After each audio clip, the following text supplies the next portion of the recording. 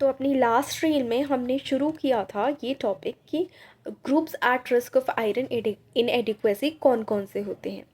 Pregnant women, infants and young children के बारे में हमने बात की थी कि वो क्यों इस ग्रुप में आते हैं। बाकी जो रह गए हैं वो हम इन वीडियोस में कंटिन्यू करेंगे। Hi, I am doctor Jyoti Sharma.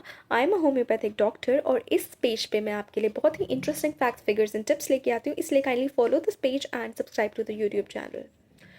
तो जो नेक्स्ट ग्रुप है जिसके बारे में हम बात करेंगे आयरन इनएडिक्वेसी या डेफिशिएंसी डेवलप होने के जो प्रोन है, वो है women with heavy menstrual bleeding.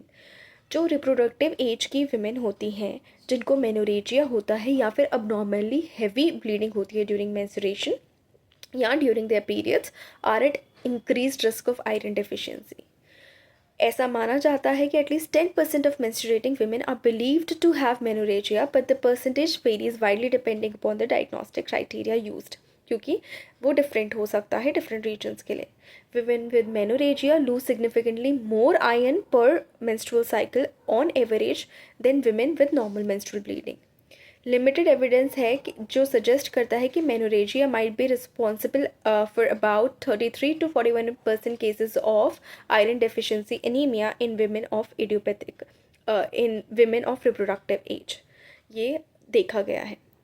Next group आता है जिसमें आयरन डेफिशिएंसी या आयरन इनएडिक्वेसी होने की संभावना है, वो है फ्रीक्वेंट ब्लड डोनर्स। अब फ्रीक्वेंट ब्लड डोनर्स यानी जो बार बार ब्लड डोनेट करेंगे उनमें ये रिस्क बढ़ जाता है। यूएस की ही बात करें तो अडल्ट जो डोनेट करते हैं blood as often as every 8 weeks can deplete iron stores. 25% to 35% of regular blood donors develop iron deficiency.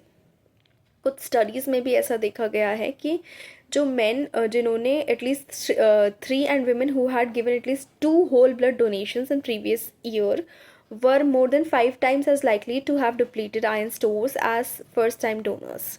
Clinical trials भी हुए हैं कि आयरन सप्लीमेंटेशन के कुछ अडल्ट में जिन्होंने डोनेट किया unit of blood within past 3 to 8 days and those randomised to take an iron supplement around 37.5 mg per day elemental iron from ferrous gluconate for 24 weeks recovered their lost hemoglobin and iron in less than half of the time as compared with those who were not given the supplementation. तो अभी बहुत सारे risk groups बाकी हैं जो हम next videos में cover करते जाएंगे, so stay tuned for it.